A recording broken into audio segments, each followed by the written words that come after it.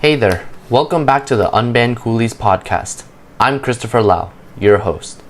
Today, we're talking about something important. So there's this book I'm reading called 1984 by George Orwell. It's all about a government that controls everything in people's lives and doesn't let them think freely. They watch everyone all the time. The books talk about censorship, spying, and what happens when everyone has to be the same and can't be themselves.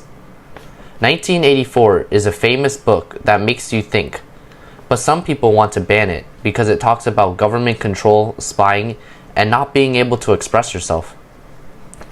We are well aware of the profound influence of books. They possess the ability to transport us to unfamiliar places, opening up access to different worlds.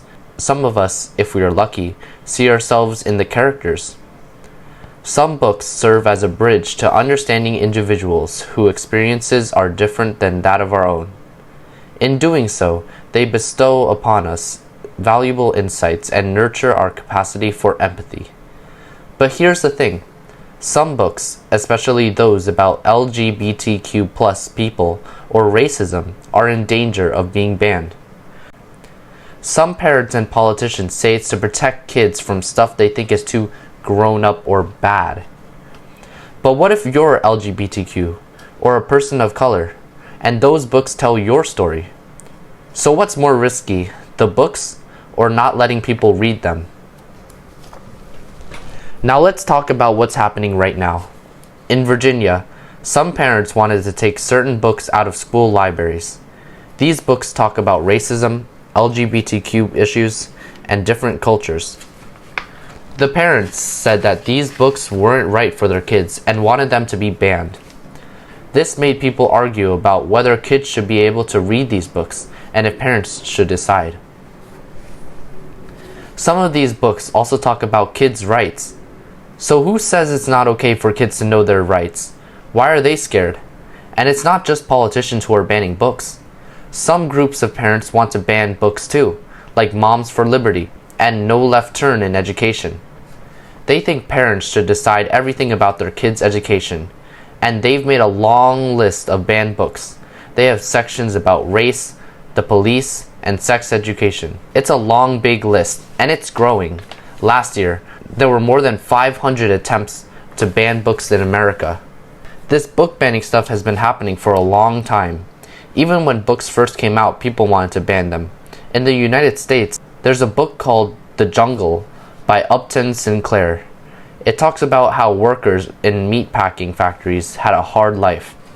Some people didn't like it because the jungle showed how some factory workers were treated badly, explicit content, and perceived socialist ideas, and that scared certain people. In the 1960s, there was a big fight to ban books too.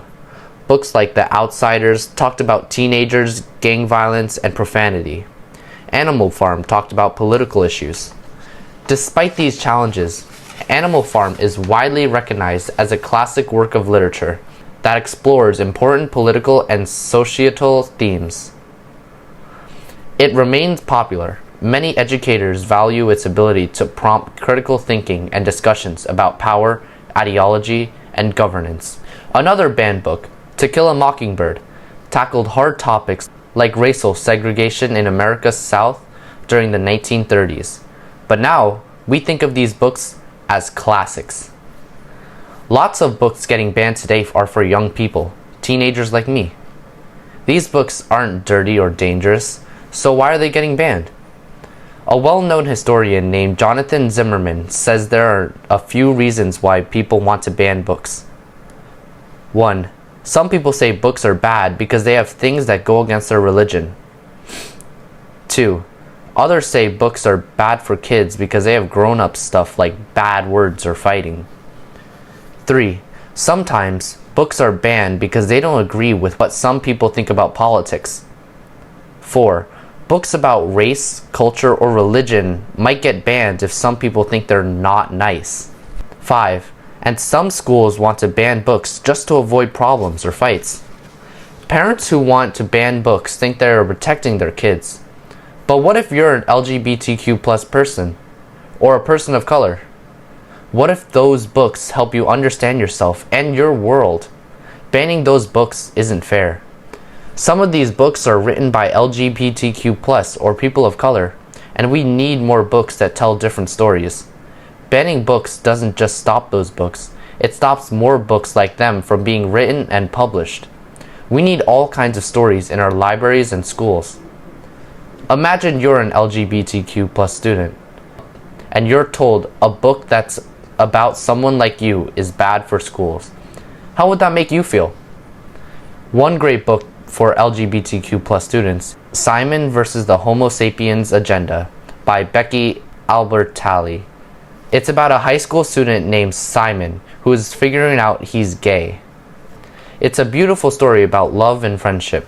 Another book is Dear Martin by Nick Stone. It talks about racism and the police. These books help you understand what it's like to be LGBTQ+ or face racism. Groups like PEN America, the National Coalition Against Censorship, and the American Library Association are working together to stop book bans. They are helping people fight back and keep these books in schools. Let's remember that books are powerful. They can change our minds and help us see the world in a different way. But we can only do that if we can read all kinds of books and hear different voices. As we finish this episode of Unban Coolies, think about this. Books have the power to teach us, make us better, and help us understand others. But we can only do that if we're allowed to read all kinds of books. So let us keep fighting for the freedom to read, say no to banning books, and make sure everyone's voice is heard in our libraries, schools, and hearts.